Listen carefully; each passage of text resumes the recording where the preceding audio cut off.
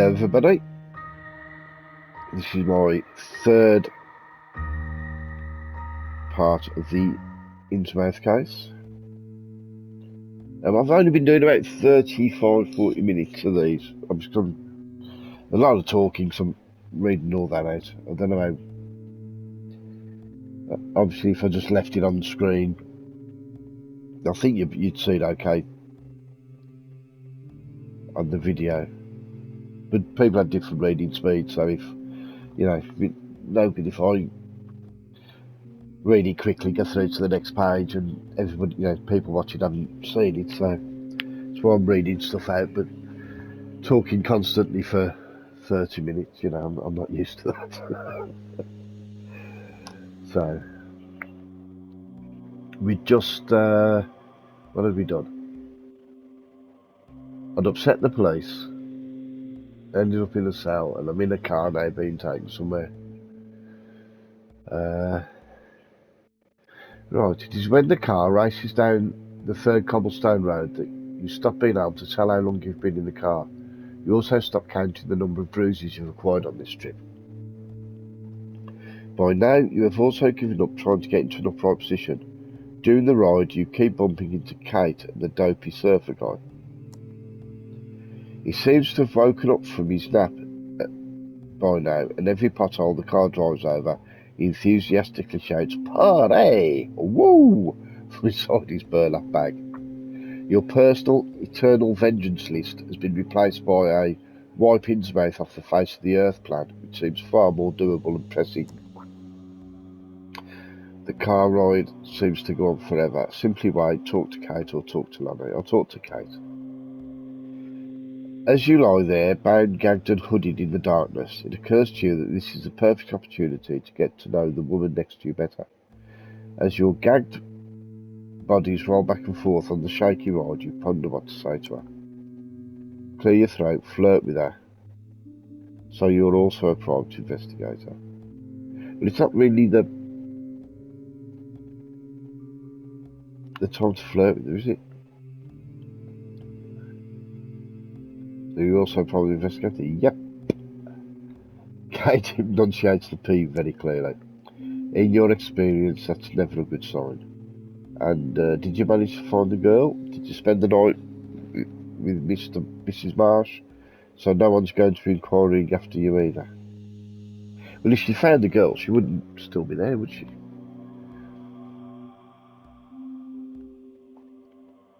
And did you manage to find the girl, you ask in the darkness? No response. All you can hear is the humming of the engine and the squealing of the car tyres. Silence. Yeah, it was a stupid thing to say. You lie there, bound, gagged and hooded in the darkness. You decide to simply wait it out. What further trials might await you? Suddenly, your weight shifts around. Seems like it's going downhill. Everything feels even bumpier than before until the car comes to a sudden halt. The front doors of the van squeak open and are then slammed shut again. You can hear voices outside, quite a lot of voices, some cheerful laughter too. The door to the back of the van is now being unlocked. People shout, "Go, go, go," and several hands grab your calves and drag you out of the van. Now there are even more hands tightly clasping your arms, shoulders, and you notice a little alarmed, your hips too. Unpleasant. Say something or be quiet. Just say something. A good private investigator tries to establish a connection with people even in the most extreme situations.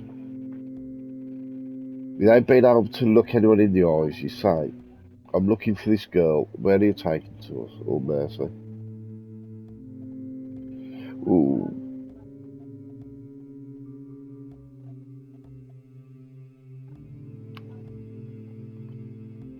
A painful smack on the back of the head is all you get as a response. Shut up, keep walking.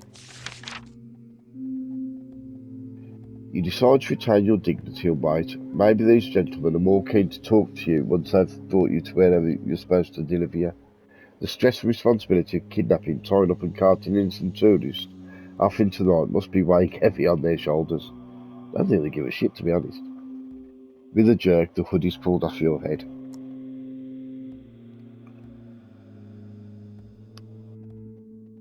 You find yourself on the beach, the seas rippling in the far distance.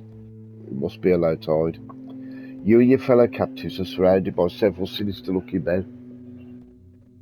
The only thing that this pitchfork mob is missing are torches and, well, pitchforks. The leader steps in front of you and points in the direction you're supposed to walk.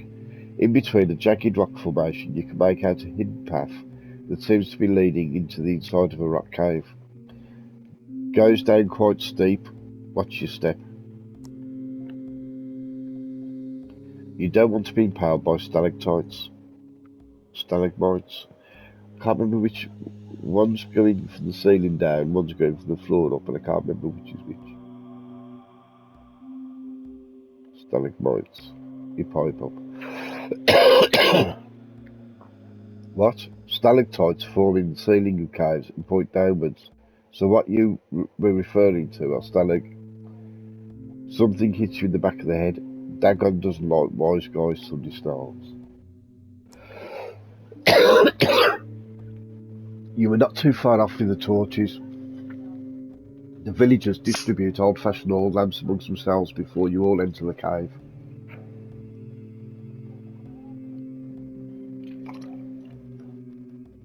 Your shoes are soaked full of salt water after only a few steps, but you barely notice. The lamps in front of you reveal ever new paths, twists and turns, and after what feels like an eternity, you wonder if by now you have traversed the entirety of Innsmouth Underground.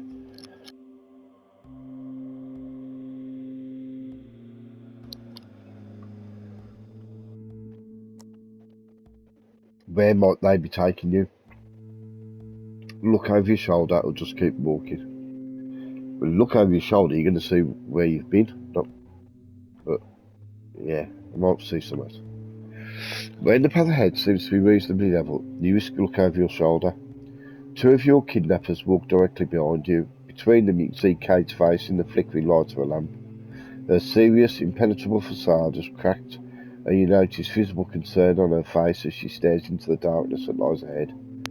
Before you can make out Lonnie anywhere, the people walking behind you push you. Look to the front. For the longest time of your arduous pilgrimage, your little group was just a tiny floating island of light amid the darkness. But now you can make out another flickering light in the distance. It's a simple light, yet it's enough to give you hope that you won't die in this subterranean darkness. As you approach the source of light, you recognise two men in the dark, strangely patterned robes. Both carry a torch in their hands and jagged staffs that look a lot like pitchforks. Everything is ready, one of them shouts over to you. The man walking in front of you just waves back without actually replying. You would really like to know what it is exactly that has been prepared, but you get the sense that all will be revealed soon. You follow your two captors down a narrow passage that has been carved into the rocks of the cave. Columns decorated with ornaments support the ceiling of the cave. You're now in a winding corridor and you can't make your mind up as to whether you think the walls are man-made or not. The walls seem to be shifting and moving depending on how the light illuminates them. Then you have arrived.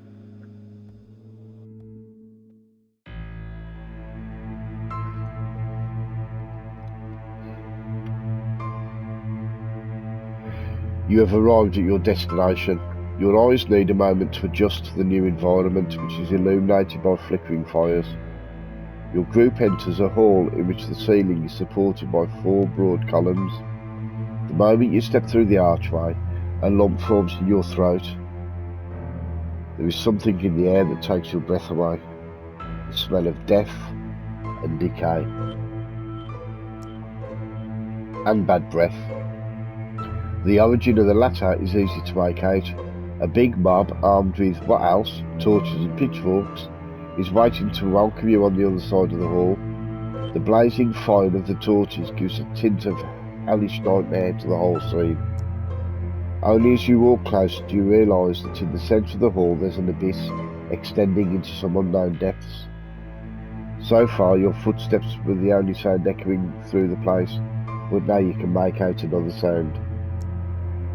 Far away murmur of the sea. Right, calculate your flight opportunities or keep walking. You are still surrounded by your captors. The room in which you find yourself offers only 3 escape options. First of all, of course, the kind from which you've come. Without a torch or any other source of light, however, you won't be able to cover the dark route without being impaled by some sharp rock. The Innsmouth mob must have come here via a different path. Behind the gleeful-looking horde facing you, you can make out a black gate. This path looks much less dangerous, but unfortunately there are a lot of dark figures in the way. Option number 3 gives you a queasy feeling in your stomach. It's the dark abyss in the middle of the room, which seems to flow directly into the ocean. You keep on walking. So try to look out for the others, or wait. Try to look out for the others. You search for familiar faces, but you can only make out the moronic grimaces of your kidnappers. Someone jostles you impatiently from the side, and you must march on towards the mob. It's eerily quiet. Under the watchful eyes of the creepy creatures, you're being led onto a raised platform. You risk a look down into the abyss to estimate its depth, but you can't see the bottom. Here, here, the crowd cheers and waves the torches. Vertagen. One of the kidnappers cuts your ties in two, then lines you up. Your travel escort blends into the mob. Your instinct tells you that any wrong move could be your last. The 3 of you now face a huge pack of the finest specimen that Innsmouth has to offer. The glances of emotionless, bulging eyes rest on you, then a monotonous chorus song rises from the swollen grey lips. Ia, Cthulhu, Vertagen. Cthulhu, there's a game, Cthulhu, I've got that. Something Cthulhu. So I wonder if that's... Just bear with me, I'm just going to do it quick. Yeah, Call of Cthulhu. And that's, was it Lovecraft, or Lovecraftian type game as well, so... Interesting. Might have to have a look at that. I've played 7 minutes of it since I bought it, God knows when. Can't remember it though, it was a long time ago. I just literally opened it up and had a look, I think. Right. Cthulhu Vertagen. After what feels like an eternity, the crowd splits. From its midst, a tall figure in a black robe emerges and slowly approaches you. The villagers look at it with awe. Time seems to stand still as the mysterious figure walks towards you. Ia, Cthulhu Vertagen, the villagers croak. A stocky figure with a receding chin follows closely in the shadows of the mysterious stranger. You have seen many of his kind today. The hooded figure remain silent. Instead, his helpers take the floor. Ia, Cthulhu Vertagen, it echoes through the hall again. The swollen, milky eyes of the little man wander over the assembled crowd, whose chants become quieter with each repetition. Ia. Brothers and sisters, the man begins to say. Dagon will be grateful for your coming in such large numbers today. Today's sacrifice is led by...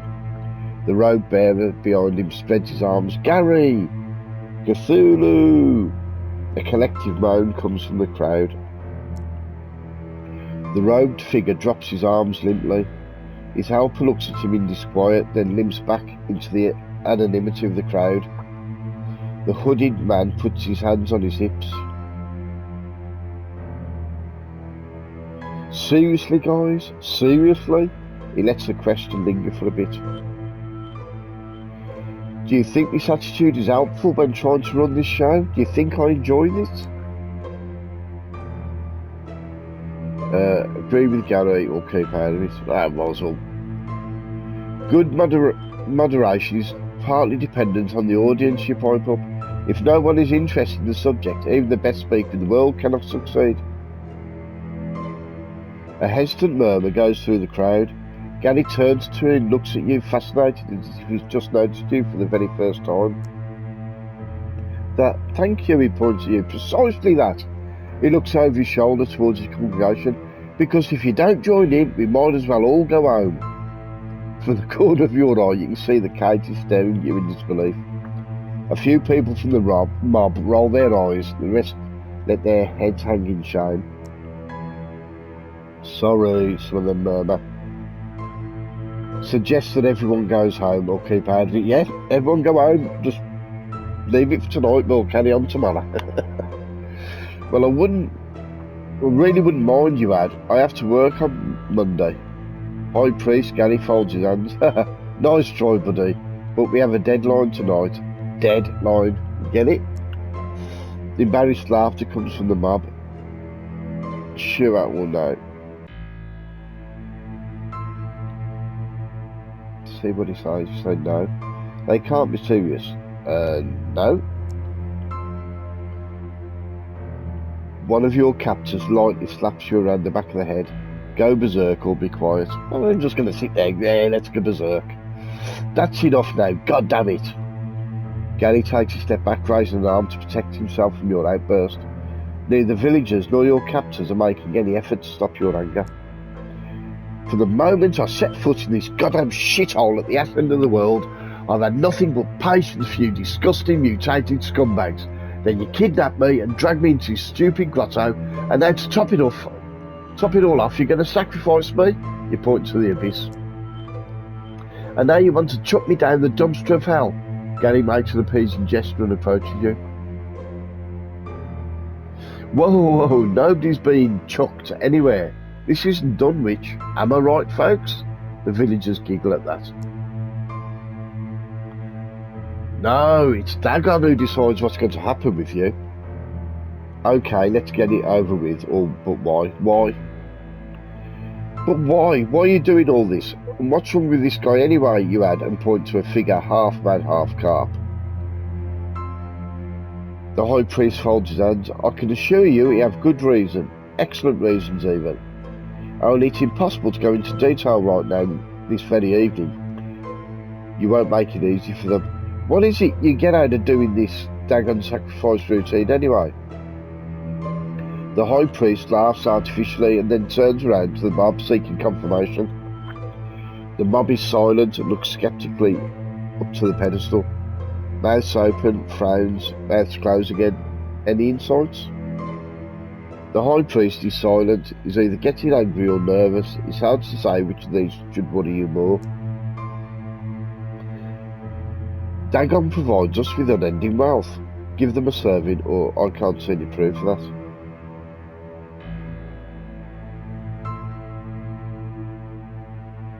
Yeah, the place is a shithole. Yeah. You look around, down the people standing on the lower level. These disfigured creatures are mostly fishermen and farmers, or they earn their money with other menial jobs. Wealth? Is this supposed to be a joke? That one there, you point to most blind at someone in the crowd, doesn't even wear clothes. It's just a fishing net combined with bits of fabric and doesn't even cover the critical spots. You, the people who were standing around the man, are now moving a few yards away from him as if they were magnetic poles and had suddenly been reversed. You could almost feel sorry for the man in the fishnet clothes. His sad and swollen frog eyes look down at the ground. Give them a sermon or get down to business. Give them a sermon now. Wealth? You kidnap people for wealth? What kind of god is this supposed to be? You want to know what I think? No, Kate presses out pleadingly between gritted teeth, but it's too late. Nothing can stop you now. You should all be thoroughly ashamed of yourselves. Complete silence. The High Priest takes a step towards you and then turns to Kate and Lonnie. We normally don't do this, but go ahead, both say in unison. It's hard for you to decipher their expressions. What are you missing right now? The High Priest gives you a good push. You fall headfirst into the abyss, blackness. Fortunately, the impact on the water surface knocks you out. Your lungs fill up with water, and fortunately you don't even notice which orifices are penetrated by the tentacles of a dark god who has been waiting for you in the depths of the sea. I think I fucked up.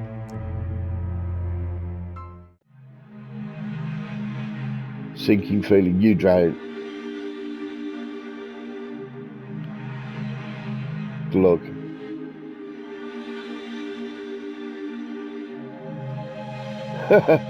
Oh, so I'm dead.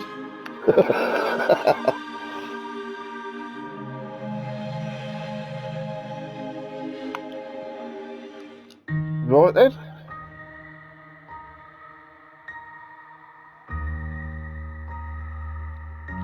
Well, that weren't very good, was it? I fucking killed myself.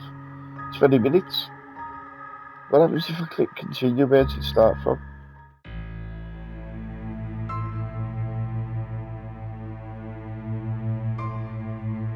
Ah, that last chapter.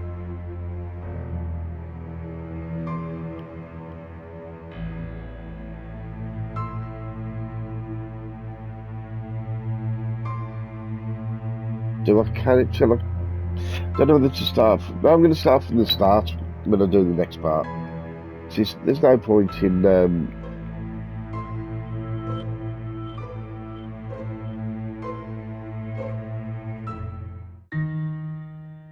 there's other choices I could make.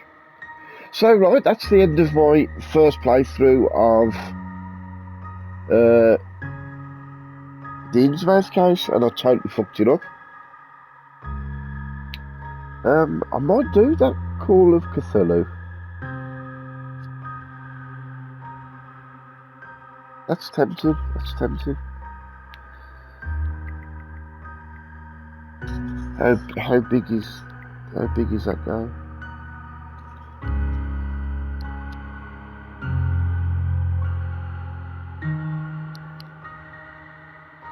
Let's have a look.